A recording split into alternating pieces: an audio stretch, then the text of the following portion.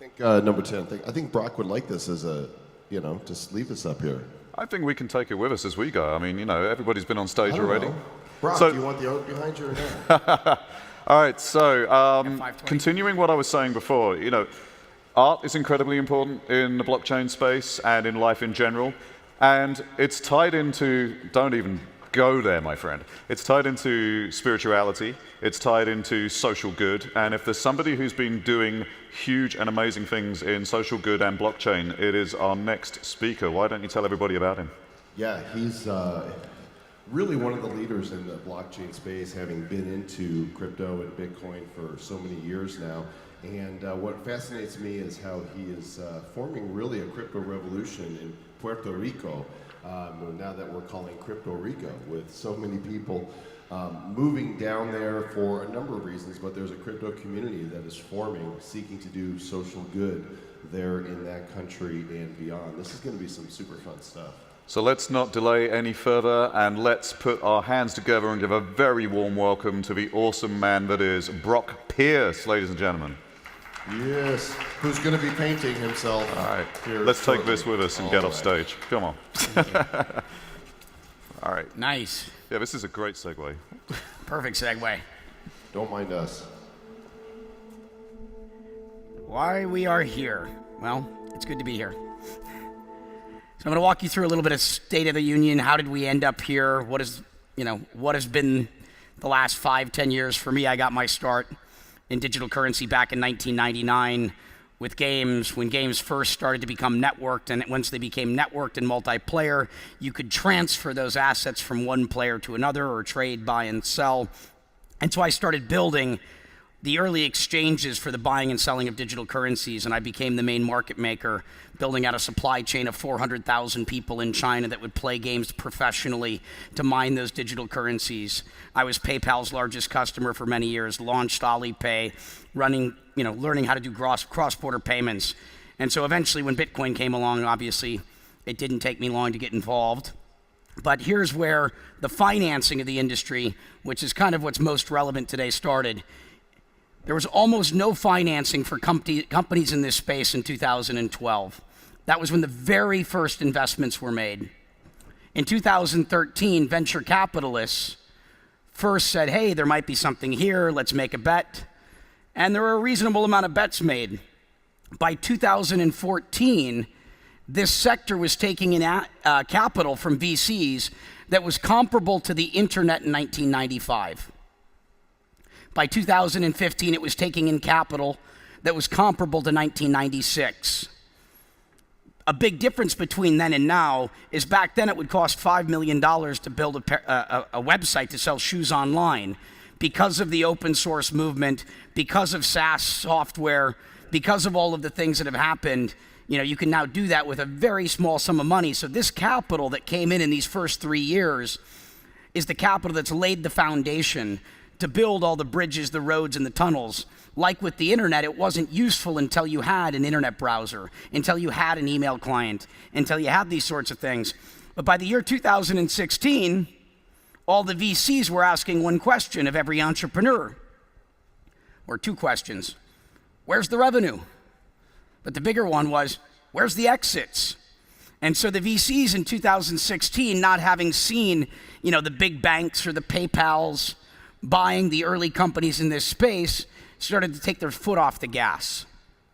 They stopped funding these deals aggressively. They were losing their conviction and moving off to other industries because they're not, investing in one sector solely, leaving only a small group of us at, the blockchain capitals and the Panteras and the DCGs to basically be responsible for funding the whole ecosystem if this capital were to disappear.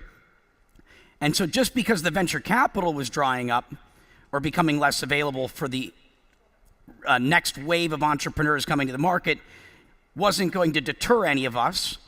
We just needed a new way of financing things. And this is where the ICO came into not existence. The first ICO took place in the summer of 2013. I was one of the founding board members of Mastercoin. We invented that, which goes before this chart. And if you were at the startup competition, you would have seen the company that made this today, Elementus. Amazing stuff. But it wasn't until Ethereum that the ICO became something really meaningful.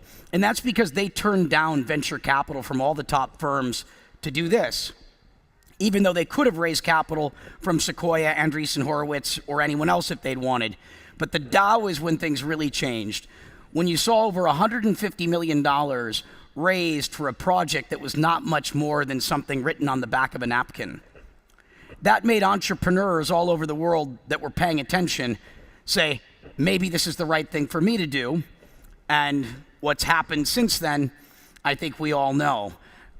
We've just witnessed, something rather extraordinary. I mean, this market of ICOs was delivering 4 or 5 times the capital to innovators around the world than VCs were.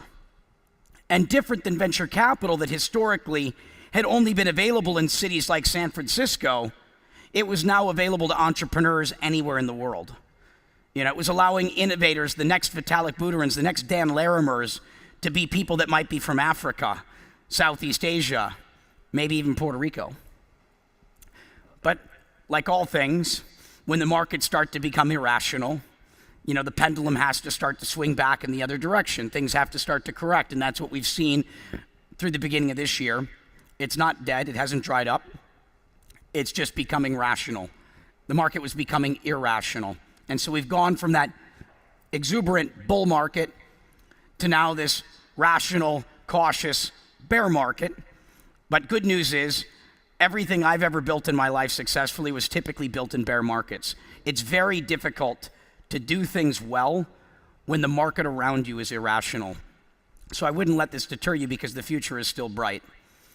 And so, just to put it into perspective, the dot-com bubble back in the late 90s, all the public stocks there on the NASDAQ got to 6.7 trillion. This is when the internet didn't have a whole lot of revenue. It had a lot of exits of companies using their stock to buy other companies with stock. And it had revenues in the sense that companies were using their venture capital to pay other internet companies. But you were not getting a lot of, call it, legitimate external revenue, and you were not getting many real acquisitions. But that market got to 6.7 trillion. Our market today is roughly 200 billion. And again, this is when it was an all-Western phenomenon. If you adjusted this for inflation and you made this a global phenomenon, I think I could make a very compelling argument that this would be 50 or 100 trillion today. So we're talking about a $200 billion market relative to where the internet got to at, call it 50 to 100 trillion if you adjust for inflation and made it global. So, this is still the early days. I would argue we are today where the internet was in 1995. This last 10 years has been the equivalent of what the internet did in the 1970s, 80s, and through to the mid-90s. It wasn't until the mid-90s that we could start to build the consumer internet, which in our lingo would be dApps or consumer dApps. We are now at a point where we can actually start to build real viable products that will have millions of users, where it's not all just theoretical, basically prototyping, but where this begins to scale. And I believe we are now at that inflection point, like now, the end of this year, and next year it'll be very visible to everyone. But the ICO market is going to be taking a little bit of a turn. I love utility tokens, but not all projects should be utility tokens. And the way to know whether your project should be a utility token or not is not by asking the lawyers first. And yes, you need to do that. That's incredibly important. But it's asking yourself what is best for your users. Is it best for your users to have a utility token? Is that going to provide them with the best product, the best experience, the best rights, the best whatever is going to serve them best? Or is a security token? And in some projects where it's certain protocols often have to be utility tokens when you're looking at the Ethereums or the EOSs, et cetera. But as you start working your way up to the middleware stacks and the dApp stacks, in many instances, in most instances, people turn them into utility tokens when the users would be better served with equity, access to royalties, dividends, rights of some sort. But the entrepreneurs keep saying, well, I want non-dilutive capital. I want all that money to not give up any ownership. And they're not necessarily doing what is in the best interest of their users. And that's how you know the right thing to do here. But the security token is going to be a very big deal, bigger than almost anyone realizes. This is going to look a little strange because you've probably never seen this number on a slide before. But what I've done is I've taken the dot-com bubble and moved it to the right here. At 6.7 trillion. And I put the word quadrillion up here. How many times have you seen the word quadrillion in writing? I've never seen it other than in like math books. But quadrillion, that's 1,000 trillion. As we continue the securitization of all the world's assets, because we're not going to just watch money become, tokenized, both with our cryptocurrencies and governments and central banks using this technology to issue theirs, we're going to see the entire bond market tokenized. All the world's equity markets, again, these are security tokens. We're going to watch all the world's real estate becomes tokenized and fractionalized. And as you start looking at the magnitude of these markets in combination, I can say with a straight face, we are talking about a quadrillion-dollar market. So again, don't let the moment of, these bare moments deter you. The future is bright and it's beyond any of our imaginations. It's also worth noting this. The internet is broken.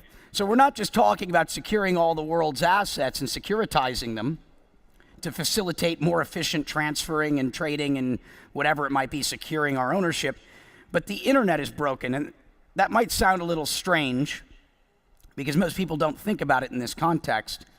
But when the internet was first being architected, it was known how to make it secure. They knew how to secure it, but there were two problems. One is that the computer processing power at the time was not sufficient to implement the known cryptography. And the second was that no one wanted it secure. They wanted backdoors. The problem is when you build out all this infrastructure on a faulty foundation, when you build your house on sand, you eventually run into the problems that we have today, which is why you're continually seeing hacks and systems breaking down and hackers getting through. And that's only going to continue to become more so because there's no way to fix it. The problem is at the foundation, meaning I'd make the argument that the entire internet itself has to be rebuilt. Everything, every website, every company, everything that is there today on a new stack where blockchain is providing the security layer. There's a whole stack. And that doesn't mean the big websites of today, the big companies of today, won't be the big ones of tomorrow. But it means that everybody essentially has to rebuild and port, which means it's a jump ball for more or less everything out there today. So, get your basketball shoes on. So, plenty to be excited about. I mean, I can't even comprehend how much my mind is blown by the magnitude of the change that we're talking about here. I want to touch on one other point because we run into problems. I've hosted a lot of dinners in this space. We started the first kind of dinner club of all the CEOs back in the day with my partner Matt Rozak. It was called the Bitcoin Supper Club. And there weren't that many. There were only 20 or 30 CEOs in the sector at the time. And I would start these conversations by explaining to everyone when they saw their competitor, not to see a competitor. I said that person that you view as your competitor that causes, instills fear in you because you're worried they might beat you, they might steal something you have, and you got some knowledge and you have to be really guarded, that they just make you uncomfortable. You shouldn't be looking at them in that context. What you should see is a person that understands you, a person that gets you, a person that is trying to do the same thing as you. And you probably have more you can do for each other than almost anyone else out there. This is someone that you should take the time to get to know and become friends with, because they may end up becoming your partner or the person you collaborate with, or at least someone that you can go catch up with from time to time to share your experiences and your stories, because our market is this big. Are you really going to be worried about the market share that they can take from you or you can take from them? That is a scarcity mentality. The market has this much potential to grow. So grow together, learn from each other. And I give these sorts of talks to people. And one of the things that's now happened is Bitcoin has forked many times over and other coins have continued to forking. By the way, forking is good. We're all forks of our parents. Forking is not a bad thing. The market's actually a lot bigger as a result of it. We wouldn't all be here. But one of the points is that I see a lot of maximalism in this space. I think of religious, crypto maximalism is very akin to religious fanaticism. The idea that my chain is better than your chain. Haven't we learned over the last few thousand years that that isn't the right way? I like this Winston Churchill line: a fanatic is one who can't change his mind and won't change the subject. On that note, I'm going to take us in a little bit of a different direction. I just wanted to kind of walk us through a few points of how we got here. Why are we here? To the bigger why. Why is a really important question to be asking yourself in life. Probably the smartest question you can ask yourself whenever you want to take to see if where you are and what you're doing in your life is the right thing. Are you on the right path? Why is normally the right question to ask. Far too often, people say, can I do that? And they ask themselves, can I do that? And that's the question, because they never really thought about, should I do that? And so too often people are directed by what can I do versus what should I do. And the way that you'll know what you should be doing is by asking yourself, why am I doing that thing? When you start to go, oh, I'm doing it because I see an opportunity to get rich. Ask yourself, is that the why? Is that what I want? Is that what's motivating me? Is that what's driving me? Oh, I see an opportunity to make a quick buck, or that looks like I'll have a great time, whatever it might be. When you start asking yourself the question why, that will keep you on the right path. Don't forget the why. Always be asking yourself why you're here. And I'm here. The why for me is we have an opportunity to create the future together. It is that time, and this is that team, that's coming together because we're asking ourselves why, and we see there's an opportunity to build a better world. And this technology is doing part of it. How many of you are familiar with sacred geometry? This is something just as kind of like some homework. If anything I've said here today is interesting, you might enjoy, jumping down this rabbit hole, because this is an old one. These are the 5 Platonic solids. We're going back to Plato now.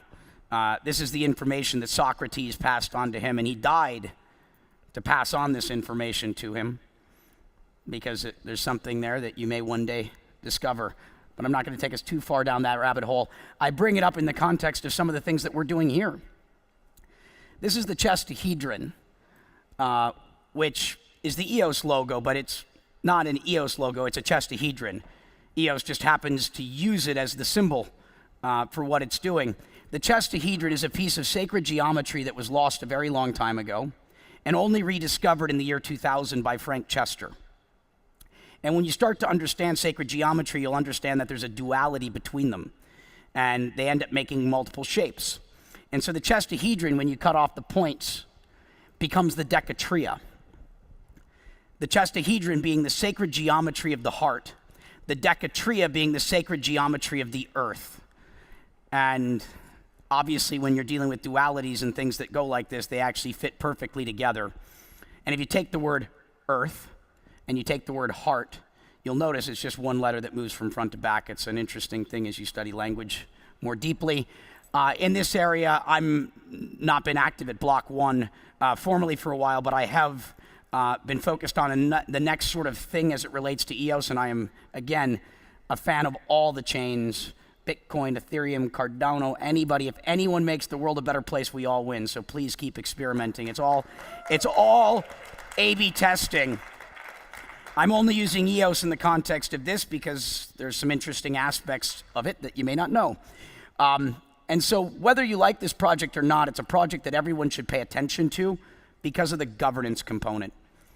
Unless you are so of the opinion that code is law that you're unwilling to look at other things. Code could be law one day. We're not quite there today. We'll never see mass adoption today because the level of sophistication required to be able to live in a world where code is law means it will be a very small group of us for a very long time. And what EOS is doing from a governance perspective is important because it can also be ported to other projects. It's just pioneering it. These things can continue to fork. But the governance is very important. There's arbitration systems built into it. There's a constitution built into it. I mean, this is very similar as we start thinking about the future that we're going to build to the Magna Carta, to our Constitution, to the Bill of Rights. I mean, we're now at that moment where these tools for the future of humanity and our planet are being created, and this is where it's being pioneered today, but it is not necessarily where it ends. And so the EOS Alliance is like the EOS nonprofit or foundation that is just there to facilitate conversation amongst all the constituents with no authority, but for the purposes of making sure that as referendums and constitutions and laws surrounding these systems are being created, that we, the people, we, the community, have access to the information in as unbiased a fashion as possible, so we as an informed community can vote wisely. And so this has been, my main area of focus around EOS for the recent time. I also want to touch on another project of mine that's near and dear to my heart, which is Puerto Rico.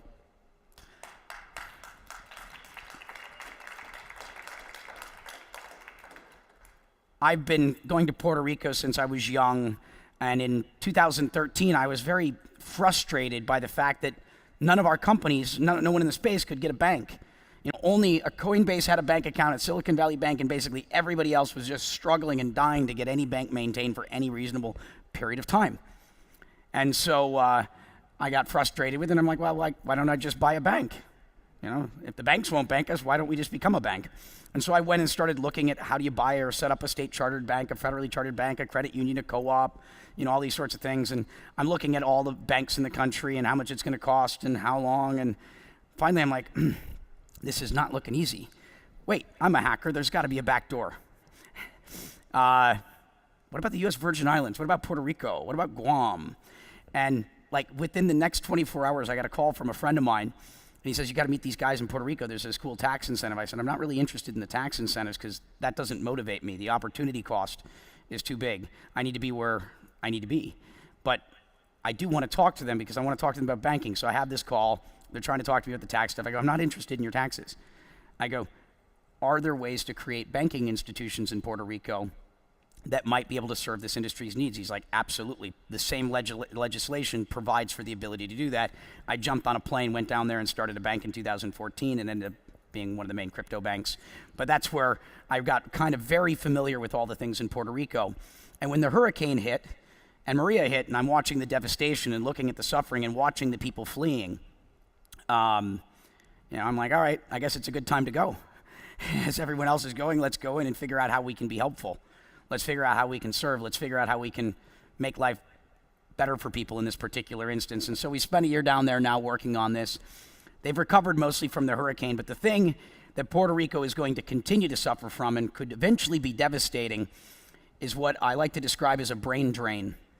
The people with the intellectual capital, the human capital, the financial capital, the spiritual capital, those with the means to leave are the ones that are generally leaving. The diaspora has got 6 million people or so in the United States. And Puerto Ricans are so talented. Puerto Ricans have more bachelor degrees per capita than any other part of the United States. They've got more artists per capita than any other part of the United States. They are with incredible potential. The University of Puerto Rico Mayagüez is the number 15 engineering school in the country, but when these students graduate, there are no startup jobs, there are no venture funds, there are no angel investors, there's no tech companies. So Google, NASA, Facebook all hover over the school all the time to basically recruit because there's no opportunity. It's one of the best places to feed from. And so we're trying to create the tools and things so that entrepreneurs in Puerto Rico can begin to dream, for the first time in a long time, and where those dreams have the potential to become reality. So the way you combat a brain drain is with a brain gain. If I were going to give you any request, any call to action, I'd say please come to Puerto Rico. Our next event is right after Art Basel, which is December 6th to the 9th in Miami. The next Restart Week. These are small events. We try not to be too big, but it's December 10th to the 14th, and then there'll be another very large event in the spring. But you can look that up at restartweek.org. I'm going to start to wrap up here with a couple of really important points as it relates to this space. The technology is not what will make you successful. The technology in an open source world very quickly becomes a commodity. It only gives you a first mover advantage. What will set the winners apart From everybody else in this space is it's going to rely entirely upon their ability to create community. You will live or die based upon your community. You are stewards of a community if you are a leader of something and building something. And the way that a good steward operates is they always put their community first, themselves second. And if you learn to operate with this mentality, you will begin to be well positioned to succeed in this space over time. And here's a little lesson on how to do things in this space. If you've learned a lot about leadership and making a movement, then let's watch a movement happen start to finish in under 3 minutes and dissect some lessons. First, of course, a leader needs the guts to stand alone and look ridiculous. But what he's doing is so simple, it's almost instructional. This is key. You must be easy to follow. Now here comes the first follower with a crucial role. He publicly shows everyone else how to follow. Notice how the leader embraces him as an equal. So it's not about the leader anymore, it's about them, plural.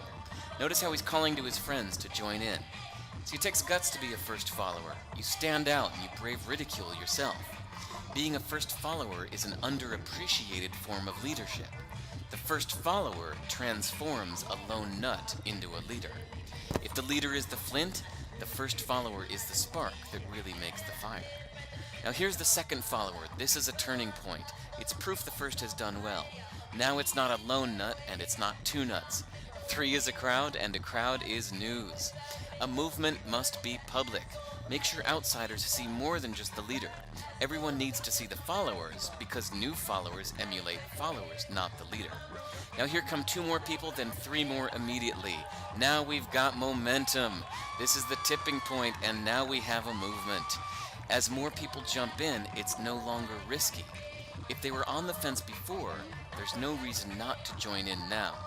They won't stand out, they won't be ridiculed, and they will be part of the in crowd if they hurry. And over the next minute you'll see the rest who prefer to stay part of the crowd, because eventually they'd be ridiculed for not joining. And ladies and gentlemen, that is how a movement is made. So let's recap what we've learned. If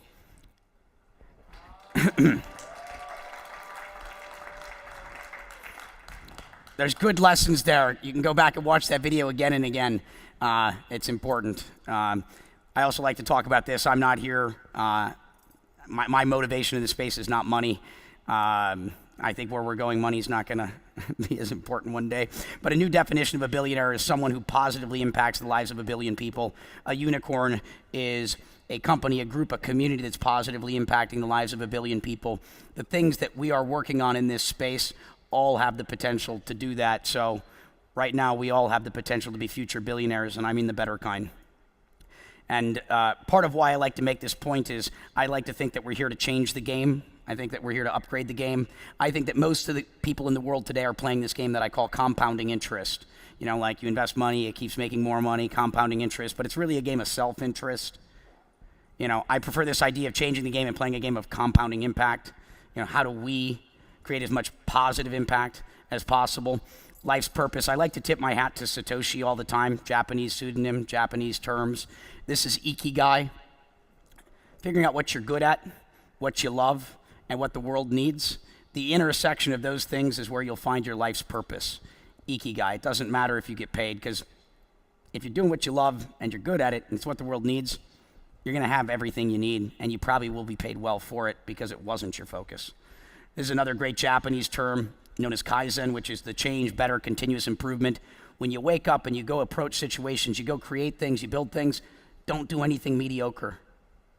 Do everything as well as you possibly can. When you get up tomorrow, do it even better. You start doing those things in this way, and you'll very quickly become a superhero, because I believe we all have the potential to be superheroes. And once you've mastered that, pay it forward. You know, give first, receive second. Give first, get second. That order is the right way to do it.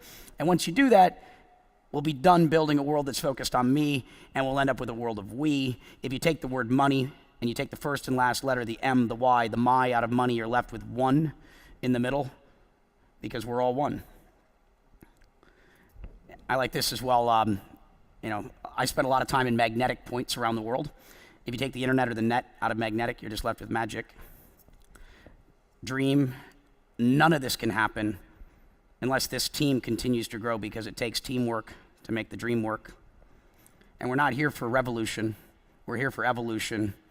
EVOL are the first 4 letters of evolution. And we need to use that love to make sure that we're looking after our earth. Take that heart, that H, move it back to the beginning, that decatria, that chestahedron. Believe we can do everything. It is all possible. Never doubt that a small group of thoughtful, committed citizens can change the world. Indeed, it's the only thing that ever has. You can't connect the dots looking forward. You can only connect them looking backwards. So you have to trust that the dots will somehow connect in your future. You have to trust or believe in something, your gut, destiny, life, karma, whatever it is. Make sure you believe in something. And I'm going to give one last shout out to Stephen Hawking's, because in his condition, if he was able to accomplish what he could do when the world said, you ain't going to do anything, that means you can do everything. When we see the Earth from space, we see ourselves as a whole. We see the unity and not the divisions. One planet. One human race. We are not the same, but we are one. We are here together, and we need to live together with tolerance and respect. Our only boundaries are the way we see ourselves. The only borders, the way we see each other. We must become global citizens. Our voices are important. We give our elected officials their power, and we can take it away. Be involved. We are all time travelers, traveling together into the future. But let us make that future a place we want to visit. Be brave. Be determined. Overcome the odds. It can be done.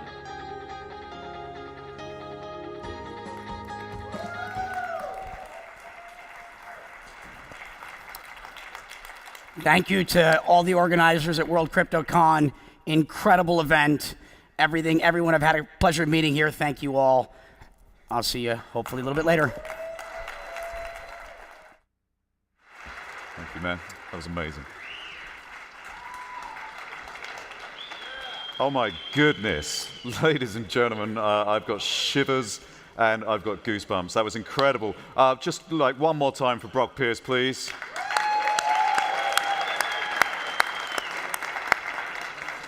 So that is the end of day 2 of World CryptoCon. There are lots of parties, lots of things for you to go and do. I guess you all know where you're going to go next. If your name's not on the list, you're probably not coming in. I know where I'm going next. I can't tell you about it because it's so secretive and VIP. I'm not saying that just to boast. But we are going to see you all tomorrow. Nice and bright and early. You're going to listen to some awesome music from this man right here at 9 o'clock in the morning. And we'll be on stage at 9:15. Don't drink too much tonight. Drinkresponsibly.com. Or if you do, at least come in looking mildly put together. We will see you tomorrow. Thank you so much for an incredible day. Thank you.